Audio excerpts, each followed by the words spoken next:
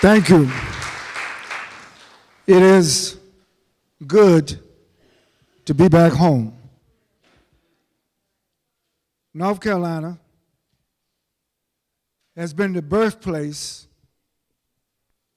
of many movements for justice, for freedom, for equality, for equity. And I want to thank the North Carolina League of Conservation Voters for giving me the invitation to come back home. Raleigh, North Carolina, Wake County, and even though North Carolina has 100 counties, there's something that connects all of these counties. It's people, it's land, it's water, it's air. Our state, even when during the height of the Civil Rights Movement, when the student sit-in movement started in Greensboro, I was over in high school in Oxford at one of the all-black high schools. Our state has a legacy of historically keeping people separated, keeping some people down and pushing some people up. But I thank God that I have lived long enough to see not just the antecedents of the past, but we all have inherited, I think, a legacy. And that's what I want to talk about tonight. Conservation is about conserving the land, the water, and the air.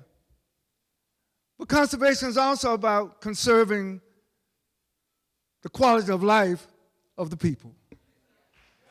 And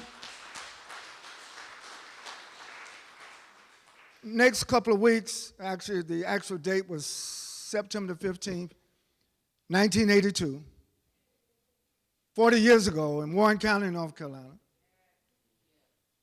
where some companies from the northeast of the United States had previously dumped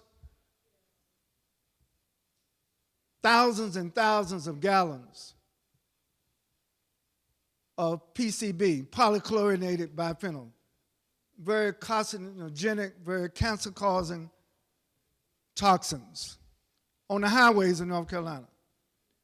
And of course, Governor Hunt at that time ordered that the state would remove the toxins from these highways. The problem is the toxins had then seeped into the soil. So rather than just having thousands of gallons of toxins, now you have tons and tons of PCB-laden soil. Of the 100 counties, for some reason the state chose the most predominantly black county. For some reason the state chose the county that had a shallow aquifer. That means the water level is very close to the top, and people in that county, agricultural, rural county, got its water from wells. I remember growing up even in Oxford, we first had wells. We didn't have public water. The last place you want to do is to put 50 tons of PCB-laden soil in any community that has a shallow aquifer level. But because Warren County was predominantly black, predominantly rural, predominantly poor, there was a notion here in Raleigh, the state capital, well, we can triage those people. Those people. And Lord knows, the last thing I wanted to do is get arrested again in North Carolina. After spending most of the 1970s as a member of the Wilmington 10, and I really want to thank Deborah Maxwell, not only for your leadership of the NCLCV across the state, for what you also do in New Hanover County. A county that is still struggling for racial justice and equity. But the point is, when the United Church of Christ Commission for Racial Justice asked me to return to Warren County, it was not a county that I did not know. My local church was in Warren County, Oak Level United Church of Christ. I was an ordained minister in the United Church of Christ. So I figured I would go home and have a prayer meeting. But it came to a point that young people and women, particularly women, in North Carolina, let me say something about women. I think that the Supreme Court of the United States made a mistake. You take the rights of women, you take away the rights of women, you take away the rights of family. You take away the rights of community. And so, my Chavis has told me, look, man, you only have 15 minutes. So I'm going to pack all this in. And I see Marcus Bass back there. I know I got to talk about getting out this vote. And I know Larry Hall is here somewhere. There he is. We all have to hold each other accountable, not just to the time, but how we spend the time. And I would assure everybody here tonight, I did not come to point a finger at anybody. I came here, hopefully that my words would encourage all of us, black, white, Latino, Native American, Asian, whatever our ethnicity, whatever our religion, whatever your social location, whatever your economic status, there's something that we all need to do together. Together. At the age of 14, I learned something from Dr. King that I hold true for me to this day. And that is, if we find a way how to work together, how to stand together, how to organize together, how to mobilize together, how to vote together. This is not about red state versus blue state, Democrat versus Republican. This is about doing what we know is right for all of God's people. And there is no distinction that we should try to separate people based on race or religion or anything else. So on that historic day, September the 15th, 1982, the only thing that we could think about is how to stop these dump trucks. We believe in nonviolent civil disobedience. So we laid down on the highway in front of the trucks. And I thank those courageous, first women and children, and then the pastors. And Marcus, now I understand that, and I'm a minister, so I'm going to say this from within the bounds of the church. This is no time for any church to be silent. This is no time for people to be selective what scripture you quote and then use the quoting of scripture as an excuse not to get involved in the movement. We need the movement. They said in my home state, this is my home state, say this is the Bible state. Well, if there's any state ought to be practicing the Bible, it ought to be North Carolina. Elizabeth, there's a scripture in the Psalm that says that the earth is the Lord's and the fullness thereof. The environment belongs to God.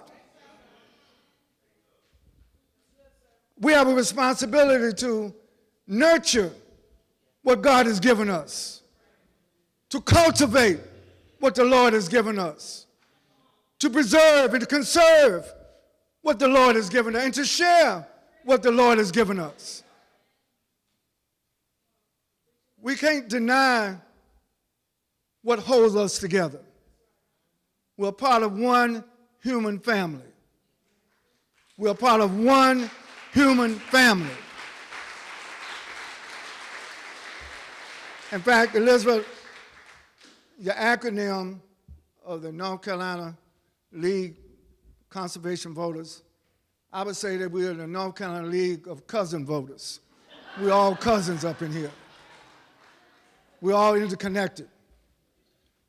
But the thing that we all should be willing to do is to speak out and to stand up and not be silent at a time of great challenge. There are challenges to our democracy. There are challenges to the future of our nation. I'm glad that the chairman of the foundation mentioned the historical auspices and the historical context of how this dwelling got built and who built it and for what purpose. But this is 2022. We can't live in the past. We learn from the past. People ask me, well, Ben, why aren't you bitter of the way the home state treated you? I'm not bitter. This is my home. Even though I was serving the longest of a 282-year sentence, 34 years, I made way. Thank God that Terry Sanford was the president of Duke University at the time, so I got myself accepted to Duke. And I finished Duke magna cum laude with a master's degree while I was in prison. Why am I telling you that? Because no matter what your circumstances may be, we can always use wherever we are and do better. Don't you let nobody tell you your vote doesn't count. Don't you let nobody tell you that the people who are repressing the vote, the people who are denying the vote, are the same people who deny climate change, are the same people that deny women's rights, are the same people that deny civil rights, are the same people that deny environmental rights. But guess what? We represent all the people that can have a movement so effective, we can start replacing those people in elected law. I know there's some candidates here. We need more progressive candidates elected in North Carolina. We need more progressive candidates elected in North Carolina.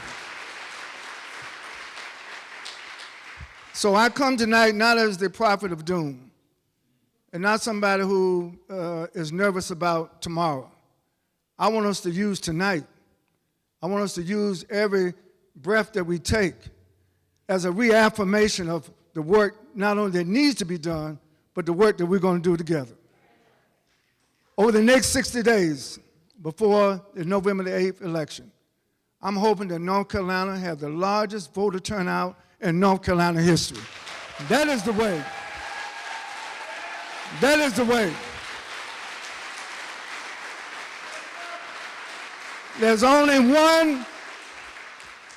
one antidote to the poison of voter suppression, and that's overwhelmingly voter turnout by all communities, all 100 counties, all 100 counties, all 100 counties, the largest voter turnout in North Carolina history. And then we have reason to come back to this building and have a real party.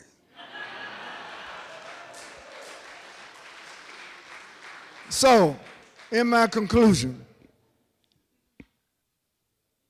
the earth is the Lord's and the fullness thereof. The fullness. I'm looking at your beautiful faces.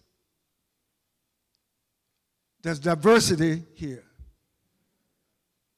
And now we know that the more diverse a movement is, the stronger that movement is. Even in corporate America, it's not a debate. Corporate leaders are finding out that diversity actually is good for business. So this is not about twisting somebody's arm to do something that's not right. This is about encouraging people to do what we all know is right, and that is to treat each other with respect, to love one another, and stand for one another. So I'm so grateful. I know a lot of people have been thanking me, but I thank you. I thank my parents. I thank my grandparents. I thank my great-great-great-grandparents, one of which John Chavis Park is named of here in Raleigh. He's my great-great-great-great-grandfather. And at the time, in the 1700s, he actually fought in the war against the British. Why? Because his family owned land. And the thing today is, as we look at the state of North Carolina, I believe that North Carolina can not just help lead a new South, but I believe a new nation. We're at a great opportunity, and I hope us leave here with the North Carolina League of Conservation Voters taking the charge, Elizabeth. You know, waking people up and keeping people, and I know there's some debate about the term woke, and I know there's some debate about critical race theory, but look, there is no debate about the truth. There is no debate about facts. There is no debate about whether or not science is science. And so we got history on our side, and we have this present moment on our side. So let's go to work. The earth is the Lord's, and the fullness thereof. Thank you very much.